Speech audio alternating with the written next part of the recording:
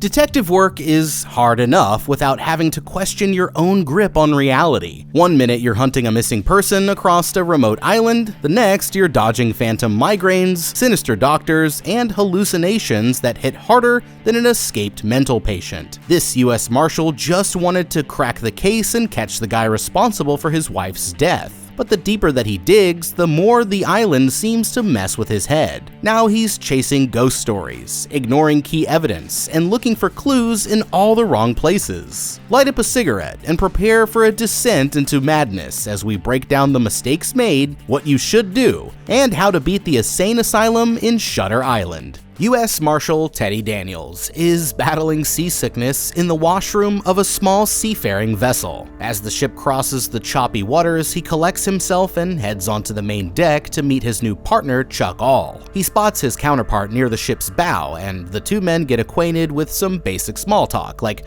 where they're from, girls back home. A prickly topic for Daniels, to be sure, who explains his wife died tragically in an apartment fire while he was away on duty. Ouch. But yeah, as the voyage continues, the conversation shifts towards their destination, the mysterious Shutter Island, home to Ashcliff Hospital, an exclusive getaway for the criminally insane. The ship docks, and the marshals are met by a squad of armed guards. As the officers eye the newcomers with suspicion, the hospital's deputy warden, McPherson, introduces himself and offers to escort them to the main grounds. Once there, McPherson lays down some ground rules. The marshals are to follow all hospital protocols during the course of their investigation, which means handing over their firearms and staying away from Ward C, a repurposed Civil War fort where most of the dangerous prisoners are held. They reluctantly agree, and McPherson takes them to see Dr. Cawley, the head psychologist. The two marshals arrive at Cawley's office for introductions and a brief lesson on the doctor's treatment philosophy, which he describes as a moral fusion between law and order and clinical care. Simply put, Dr. Cawley believes in treating even the most violent and delusional patients with compassion. With the pleasantries out of the way, Daniels begins questioning the doctor on the case that brought them to the island. At some point in the previous night, a female patient named Rachel Solando escaped custody. Solando is considered dangerous, having murdered her 3 children by drowning them in a lake behind her house. And making matters worse, no one can say for sure how she escaped. Her cell was still locked when the staff discovered her missing, and the ward and his men have been searching for her ever since. Inspecting Solano's room, the marshals discover their first clues in the case. Both pairs of shoes issued to Solando by the hospital are still there, meaning she couldn't have made it far on the island's rocky terrain. Next, Daniels discovers a note tucked under a loose floor tile that reads, "The Law of 4, who is 67. No one is sure what that means, but Cawley confirms that it's Rachel Solando's handwriting. Next, Cawley leads the marshals to a common room for the patients. It's believed that Solando would have passed through this area, although a group of orderlies were there playing cards at the time of the escape. Daniels does not believe that she could simply just waltz through unnoticed and asks for the names and employment files for everyone on duty last night, a request that Cawley casually brushes off, saying only that he'll see what he can do. Daniels reminds the head doctor that this is a federal investigation involving a dangerous escaped mental patient, but Cawley remains oddly dismissive. Finally, he agrees to have the staff gather in the common room after dinner for questioning. In the meantime, Daniels and All decide to have a look around the hospital grounds. They join the warden and his men in their search, though none of them seem to be working very hard. Warden McPherson explains that the island is 11 miles from the nearest land, so escape by sea is out of the question. And even if she tried it, the tide would have brought Solando's body back to shore. As for the island itself, the rocky terrain and abundance of hostile plant species make travel all but impossible, especially without shoes. As their search nears an end for the day, Daniels spots an old lighthouse in the distance. McPherson explains that it's used for a sewage treatment facility, and his men have already searched inside. With the sun fading, the marshals return to the hospital to begin questioning the staff.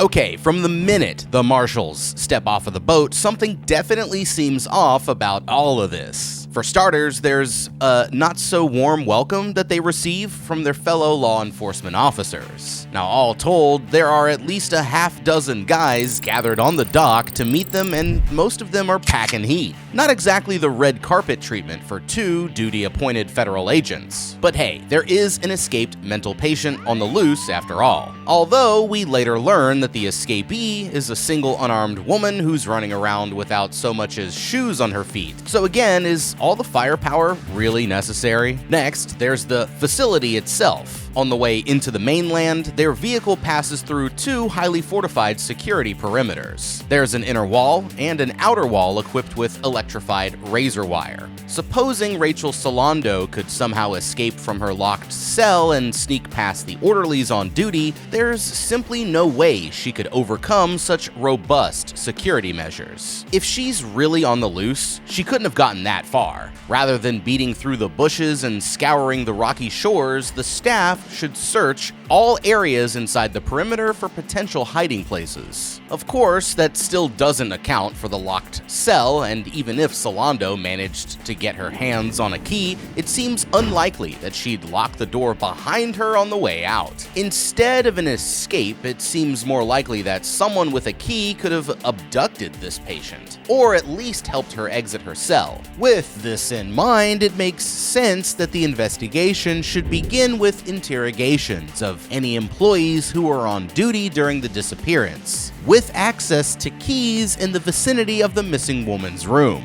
This makes Dr. Cawley's dismissive attitude towards Daniel's request to interview the staff extremely suspicious, almost as if he's covering up for somebody. Daniels should threaten to take the doctor into custody for obstruction of justice or impeding an investigation, whatever it takes to get through to him and gain access to key witnesses. Odds are, if Solando was taken from her cell or had an accomplice, someone would know something. But then again, there's a lot more about this case that simply doesn't add up. Solando has been missing for less than 24 hours, but the feds send 2 federal marshals to investigate? That's not exactly a great use of resources. Given the massive numbers of guards on duty at the hospital, it seems unlikely that they would call for outside help when they've barely begun their search. On the other hand, it really doesn't look like these guys are in any real hurry to find this woman. The marshals see a large number of guards from the supposed search party just sort of loafing around on the beach, smoking cigarettes and skipping rocks. This is not exactly what you'd expect from officers on the lookout for an escaped mental patient. It's almost like they know they aren't going to find anyone out here. This investigation is just getting started, but the marshals are already knee-deep in red flags. To get to the bottom of things, they'll have to push the suspicious doctor and his staff for answers as they continue their search for the truth. The assembled orderlies and nurses all back up Dr. Cawley's account of the night Rachel Solando went missing. None of them saw anything, and they agree there's no way she could have snuck past them. Continuing the questioning, Daniels tries to reconstruct the events leading up to the disappearance. One of the nurses explains that Solando had taken part in a group therapy session earlier that night, led by Dr. Sheehan, the psychiatrist in charge of her care. When Daniels asks to question the doctor, Cawley explains that it won't be possible. Sheehan left on the ferry that morning for a planned vacation. Appalled by this breach in investigation, Daniels asks if Dr. Sheehan can be reached by phone. Unfortunately, it seems like the phone lines are down due to a storm on the mainland, so Cawley leaves the marshals to collect his rounds, but invites them to join him at his residence later that night for drinks and cigars. Arriving at Cawley's swank living quarters for their date with the doctor, the investigators are introduced to Dr. Nehring,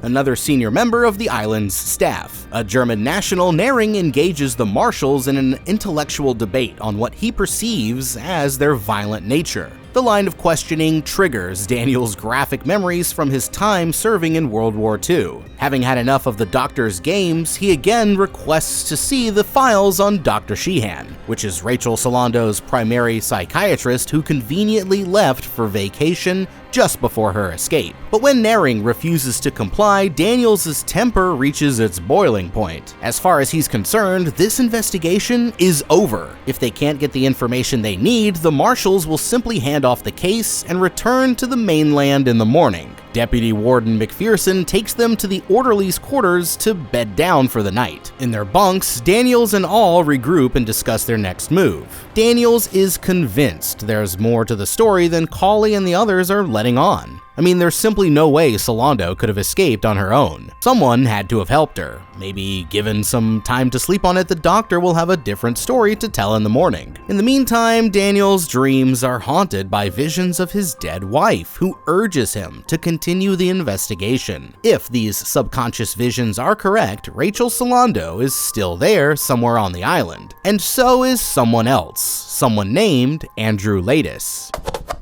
Okay, the only thing louder than Teddy's tie are the countless red flags that are piling up around him. First of all, the fact that none of the orderlies or nurses saw anything suspicious during Rachel Solando's disappearance seems a little too convenient, especially given the high security nature of the facility. A patient vanishing without a trace near multiple trained staff members only reinforces the idea that the escape itself was staged. Not a single orderly, nurse, or even a janitor taking a smoke break managed to catch a glimpse of the barefoot, mentally unstable woman sneaking around by herself? Seems legit. The marshals need to press the staff hard for answers here.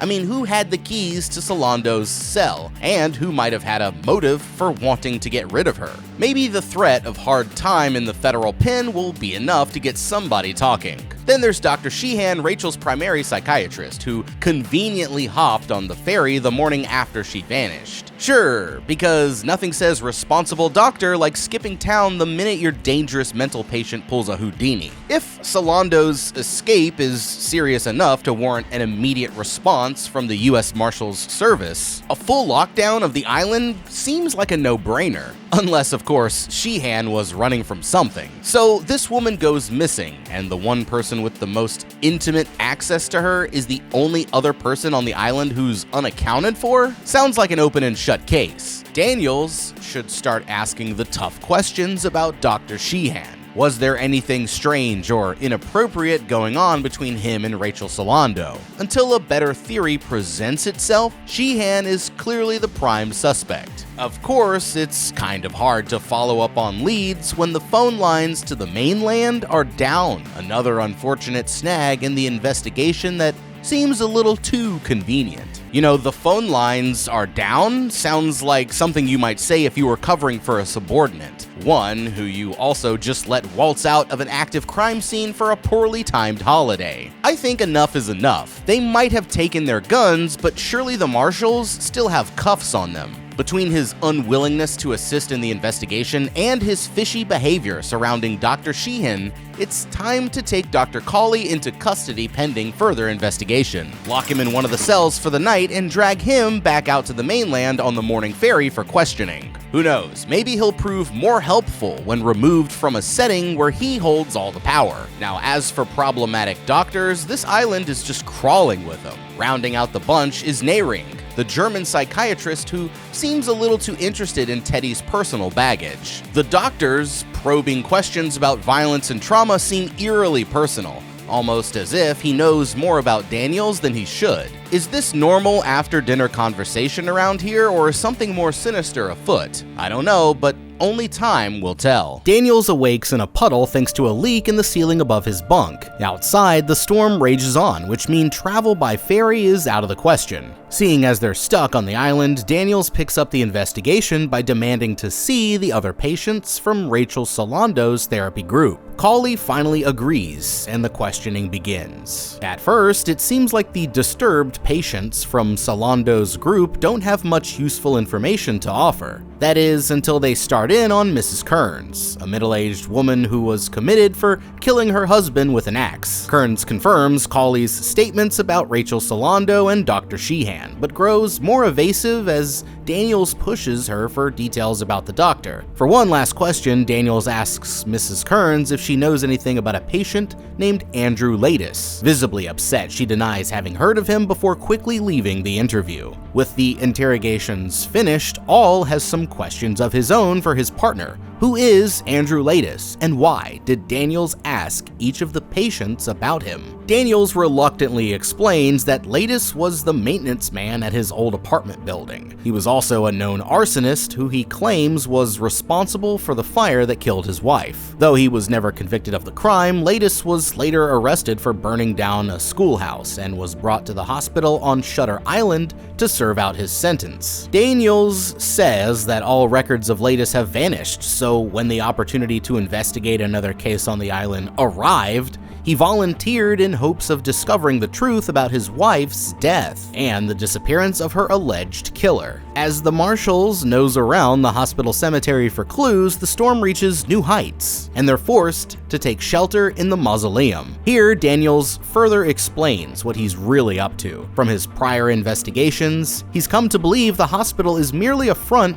for illegal human experiments by the US government, with patients serving as unwilling guinea pigs. But all takes it a step further. Daniels starts digging into the truth behind this place, and suddenly US Marshals are called in for an investigation? The timing seems too good to be true. I mean, it sounds like someone wanted him to be there, and come to think of it, what evidence do they have that this missing woman, Rachel Solando, ever existed in the first place? Okay, so turns out there's more to this investigation than Teddy was letting on. Unfortunately for the patients at Ashcliff, Daniels could be onto something. The history of the US government experimenting on human test subjects, particularly psychological experiments, includes several well-documented and controversial programs. These experiments were often conducted in the name of national security, medical advancement, or psychological research, sometimes without the informed consent of the participants. I mean, one of the most infamous of these psychological experiments was Project MKUltra, and it was designed to explore mind control interrogation techniques, as well as psychological manipulation.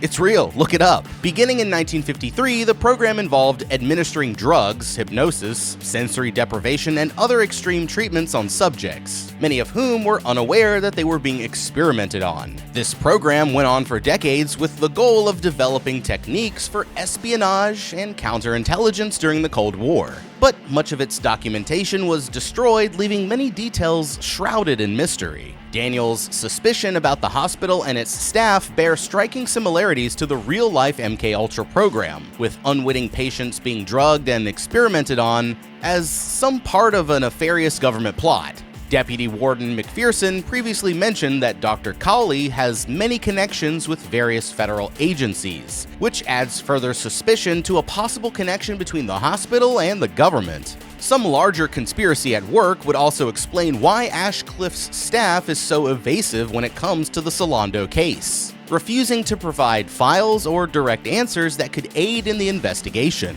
Instead of bluntly asking each patient about Laeddis, especially in front of the very people he suspects, he could ease into the topic by probing for inconsistencies in their stories, identifying who seems the most anxious or the most evasive. Rather than loudly announcing his suspicions, a better tactic would be to gain the patient's trust first, perhaps by feigning sympathy or aligning himself as someone who is skeptical of the hospital's practices. It would also help to question them in private away from staff oversight. But even if Daniels refines his approach, one question remains. Is Laeddis really here, or is it just another layer of deception? Leaving him to question not only the intentions of Ashcliff's staff, but also his own perception of reality. If the hospital really is a front for government experiments, how deep does the conspiracy go? A sudden gust of wind blows the mausoleum doors off their hinges, and the deputy warden arrives with a car to drive the marshals back to the hospital, where Dr. Cawley is waiting to speak with them. After a quick shower, an orderly offers them each a set of whites to change into, along with a couple of packs of smokes. Joining Cawley and his colleagues in a meeting, Daniels overhears them discussing plans for safeguarding the hospital's 66 patients. Daniels picks up on this detail, pressing the doctors on Solando's note, which makes mention of the number 67. Is she implying there's a secret 67th patient here? Whatever the case, it doesn't really matter now. Their investigation is over. Rachel Solando has been found. The marshals are taken to Solando's cell, where the once missing woman awaits. In spite of her roaming the treacherous grounds on her bare feet, she doesn't appear to have a scratch on her. Daniels attempts to question her, but the conversation doesn't get too far due to the woman's fragile mental state. Afterward, in his office, Cawley explains that Solando was found down by the lighthouse skipping stones. Suddenly, Daniels is stricken by an excruciating migraine. Cawley offers him pills to alleviate his pain, and he's helped into a bed in the hospital's lower floor, where the staff are riding out the storm. Here, his dreams once again focus on disturbing memories of the Allied liberation of a concentration camp mixed with haunting visions of Rachel Solando and her murdered children. Finally, he's again visited by the apparition of his wife, who urges him to seek out Latus on the island and exact his revenge. Daniels awakes to a chaotic scene. The hospital's backup generators have failed in the storm, and all the patients' doors have unlocked as well. As the staff have their hands full gathering the escapees, Daniels hatches a plan. With all of the electric fences and gates disabled, now is the perfect time to search the forbidden Ward C for any signs of any untoward human experiments. Or maybe even Andrew Latus himself. Chuck agrees and they make their way to the imposing structure. Inside, the two are separated when one of the escaped inmates challenges them to a game of tag. The madman almost gets the better of Daniels, but he eventually turns the tables, badly hurting his attacker in the process. As Chuck and one of the guards help the patient to the infirmary, Daniels continues deeper into Ward C on his own. Navigating the labyrinth inside the old Civil War fort, he finds the cells occupied by the hospital's most dangerous patients. At the back of the cell block, Daniels spots one inmate huddled shirtless in the corner. At first, he thinks he's found Latus, but it's actually someone else from his past, George Noyce, a former patient at Ashcliff who was his informant regarding the alleged atrocities happening at the hospital. It seems Noyce has been returned to custody on the island, and he isn't too happy to see Daniels either. He blames the marshal for his situation, claiming it's his obsession with Latus that's landed them both here. He says all of this, the missing woman, the investigation, and even his brand new partner, is all some kind of twisted game being played just for him. Finally, he offers Daniels a final warning: forget his wife and give up the hunt for Latus, or he'll never be able to leave this island. Okay, Daniels' bedside manner needs a little adjustment. To make matters worse, he continues to ignore countless red flags from the hospital staff that seem to point to the larger conspiracy unfolding around the island. Considering the note they found reads, "Who is 67?" Daniels fails to investigate this possible slip-up, but no matter. It turns out that Rachel Solando has been located and she's safe and sound. Meanwhile, the winds out there are strong enough to knock down trees and rip doors off their hinges, but she doesn't have a scratch on her. Again, it seems far more likely that Rachel had help, or was intentionally relocated by staff to some secret location on the island. Ask who took her from the cell the previous night, or what she remembers about the note she hid beneath the floor tile, starting with Noyce's claim that the entire investigation is a game specifically designed just for him. Come to think of it, this theory would explain a lot about the many glaring inconsistencies he's uncovered so far. Instead, Daniels barrels forward, unaware that he might be chasing a truth that's more complicated than it seems. Noyce tells Daniels he won't find Latus in Ward C. He's been transferred, and if he isn't in the main men's ward, there's only one place that he could be: the lighthouse. Daniels makes his way towards the exit and is soon joined by his panicked partner. Playing it cool with the guards, they make their way out of Ward C and into the surrounding woods. Here, Chuck explains that he made a stop in the records department. He didn't find a file on Latus, but he did come across his intake form. Suspicious of his partner's motives following his conversation with Noyce, Daniels declines to look over the document and continues deeper into the woods towards the lighthouse. The marshals emerge from the woods at the island's edge. The lighthouse shines in the distance as Chuck once again urges his partner to have a look at the intake form. After all, the document proves the crucial evidence that they'll need to prove the existence of a major conspiracy. Still, Daniels remains disinterested. He's getting to that lighthouse no matter how how dangerous the path may be. Chuck pleads with him to reconsider, but Daniels has had enough. He ditches his partner and heads back into the woods towards his destination. Moments later, Daniels arrives at another rocky embankment. Though he's much closer to the lighthouse, the structure is still far from reach in the rocky waters beneath him.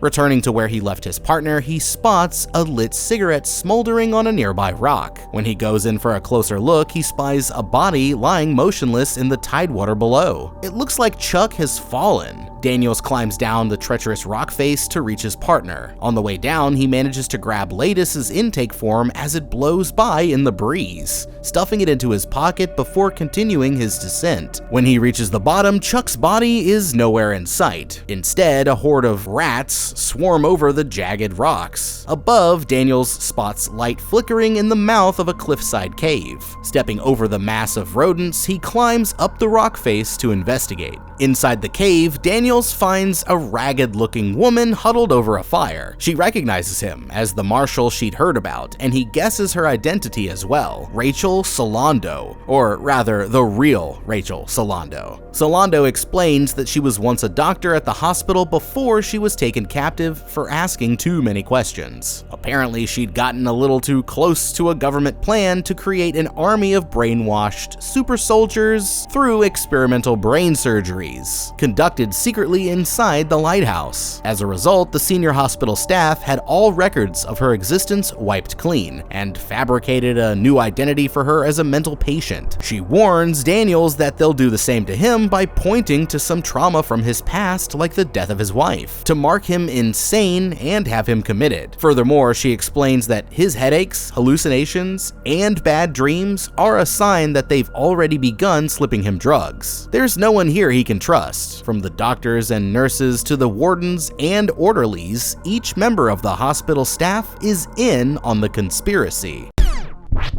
Okay, if Daniels wasn't paranoid enough already, this ought to do the trick. After searching the island high and low for clues, he finally happens upon the real Rachel Solando, who confirms all of his worst fears about the doctors and what they're really up to at the ash cliff. But can he really trust this woman, or is she merely leading him further off track from the truth? Or maybe the better question is, can he trust himself? For a guy who prides himself on being a sharp investigator, Daniels sure has a talent for missing the giant, flashing lights that something isn't right. First off, his outright refusal to look at Ladis's intake form is nothing short of a professional malpractice. Even if he thinks Chuck might be compromised, wouldn't it make sense to at least glance at the form and judge for himself? It's either the worst case of tunnel vision or some next-level denial, but either way, it's a textbook example of how not to investigate a mystery. Then there's the choice to climb down the cliff when he spots Chuck's lifeless body. I mean, we're talking about a sheer drop onto jagged rocks and crashing waves. One wrong step,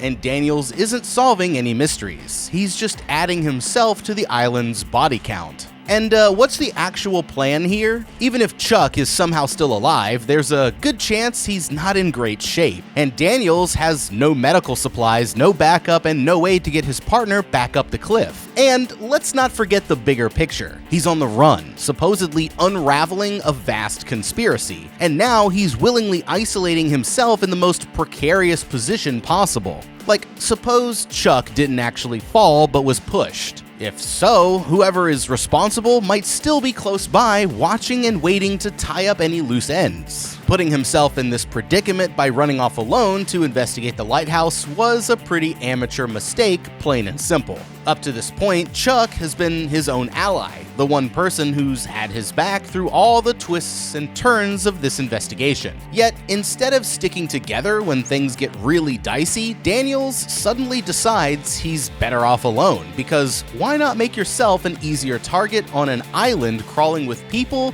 who may or may not want to silence you? If he truly thought there was a conspiracy afoot, then having a partner, even one he was starting to question, would have been his best chance at survival. So let Chuck tag along to the lighthouse and, hell, maybe take a look at that intake form along the way. But with Chuck out of the picture, Daniels finds a new chum to bounce conspiracy theories off of in the esteemed Dr. Rachel Solando. So, one of the hospital's own got a little too close to a government brainwashing plot and ended up a patient herself. But wait a minute, why would Cawley hire a psychiatrist who wasn't on board with his scheme? It's already established that he runs every aspect of the hospital operations. And if this new Solando is to be believed, every member of the staff down to the janitor is in on the conspiracy. So if the experiments are the real reason behind the hospital's existence, what would she even be doing there if she didn't have some part to play in all of this? If Daniels would just take a moment to consider this woman's story, he'd quickly realize that there's a lot here that simply does not make sense. Like, for starters, Solando clocks him as one of the marshals as soon as he steps foot in the cave. But how would she know there are marshals on the island when they only arrived after the escape? Maybe it's just a lucky guess, but as a marshal, Teddy should try turning his investigative lens on this woman instead of falling headlong down the conspiracy rabbit hole. How did she manage to get locked out of her cell? Why would she leave her shoes behind? What's the rule of 4? These are all worthwhile questions that could help him decide if this woman is trustworthy or not, or just another escaped mental patient prone to paranoid delusions. And yet, rather than interrogating her further or connecting the many glaring inconsistencies in her story, Daniels dives right into her narrative as if he's desperate for the pieces to fit, no matter how warped they are. With Chuck missing, the intake form ignored, and his latest informant living in a cave surrounded by rats, Teddy's investigation is starting to look less like a mission for justice and more like a fever dream unraveling in real time. Still, he's convinced the answers lie just ahead, waiting for him in the lighthouse. After spending the night in the cave, Solando wakes Daniels and tells him to get going. Her captors think that she's dead, but they might find her if they come looking for him. Daniels leaves the cave and climbs back up the cliffs to wander in the woods. He's soon discovered by one of the senior warden, who drives him back to the hospital grounds. Daniels soon runs into Cawley inside, who questions him about his absence over the last few hours. His explanation is kind of weak, but it doesn't really matter. He'll be leaving now that the investigation is over, right? Perhaps they'll let him go after all. But when Daniels asks Cawley if he's seen any sign of Chuck, the doctor feigns ignorance. He claims Daniels has no partner and that he arrived on the island alone. Playing along, he agrees that he'll be taking the ferry soon and heads to the showers to freshen up. After his shower, Daniels heads for the exit, but is quickly stopped by Dr. Naring, who attempts to inject him with a sedative. Daniels subdues the doctor and makes his escape, but the ferry will have to wait. If Cawley says Chuck never existed, then it can only mean one thing: his partner is next in line for some twisted experiment. Daniels blows up a nearby car for distraction and heads towards the lighthouse to free his companion. There, he knocks out a lone guard and commandeers his rifle before heading inside. Daniels ascends a tall spiral staircase, stopping in several rooms on the way up, but finds nothing really remarkable. No sign of clandestine brain surgery, just one empty room after another. At the top of the lighthouse, he kicks down one last door with the rifle at the ready. Inside, Dr. Cawley sits alone at a desk. He informs him that the rifle he holds is empty and asks him to take a seat. The room is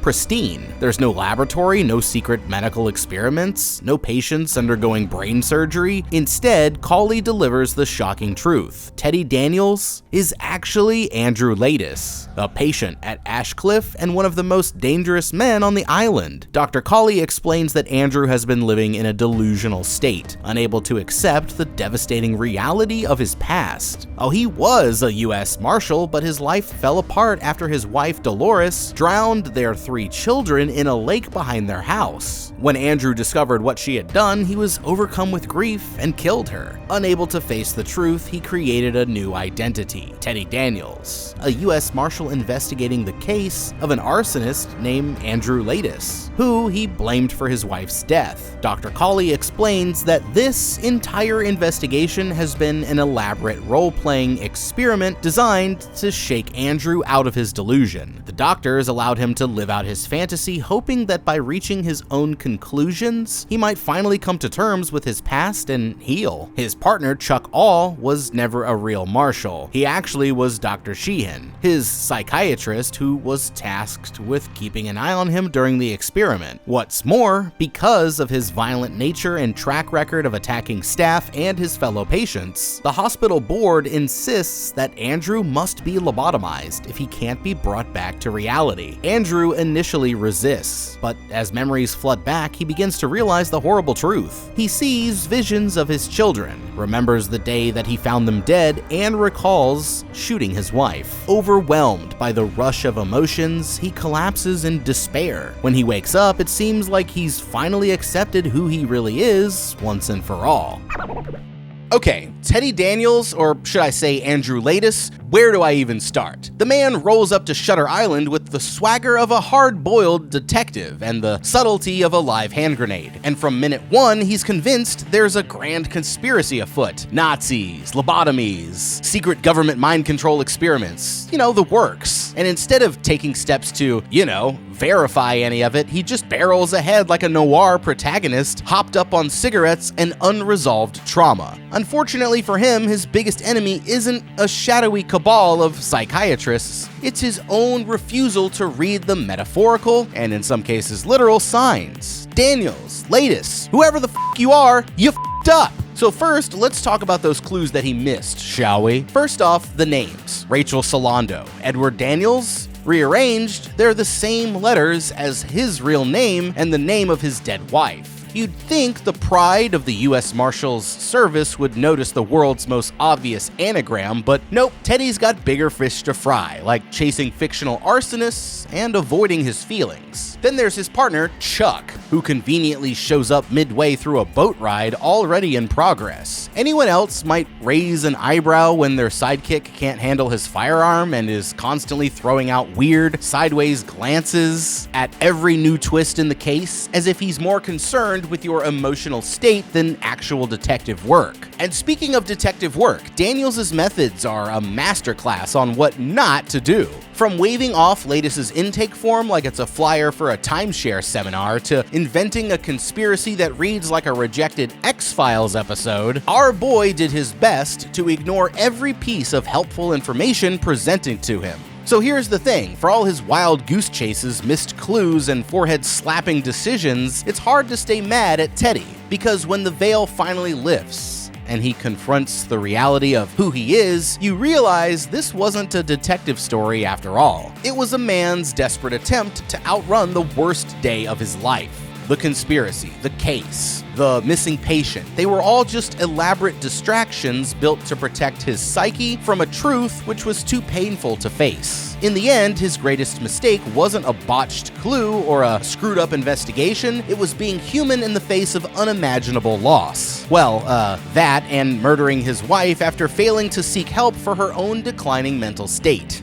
Yeah, but when Laeddis finally chooses the truth over denial, we can't help but feel bad for him, because deep down, we all build our own stories to cope. He just took it a little further than most people. Andrew Laeddis, you f***ed up, but maybe there's hope for you yet. The following day, Andrew sits on the hospital steps. It appears that the experiment has worked, and he seems lucid and calm. However, when Dr. Sheehan sits beside him, Andrew suddenly refers to him as Chuck again, seemingly reverting to his delusional persona. Sheehan looks disheartened and subtly shakes his head towards Dr. Cawley, signaling that Andrew has regressed. Realizing that he is beyond saving, Dr. Cawley orders a lobotomy, the last resort for a dangerous and delusional patient with no hope for recovery. As the orderlies approach to escort him to the procedure, Andrew turns to Sheehan and asks, which would be worse, to live as a monster or to die as a good man? Is Andrew truly lost in his delusions again, or is this his way of taking control, choosing oblivion over a past that he couldn't live with? Is it madness or mercy? As the lighthouse looms in the distance and the orderlies lead him away, the truth slips just out of reach, like so many things on Shutter Island. Shutter Island, 2010. Man, I gotta admit, when I first saw this movie, it didn't sit well with me. Maybe because I saw the ending like a mile away, but the filmmaking prowess, on display from Martin Scorsese and his team actually is what has aged the best. Maybe not the plot, but the actual filmmaking on display, I will say, pushes Shutter Island, you know, a cut above most of the other twist endings out there. But if you guys would have done anything differently as Teddy on the island, you guys have to let me know down in the comments below. Thank you so much for watching. Leave a like and subscribe and check out the How to Beat playlist. I'm the guy. We'll see you in the next video and have a damn good day.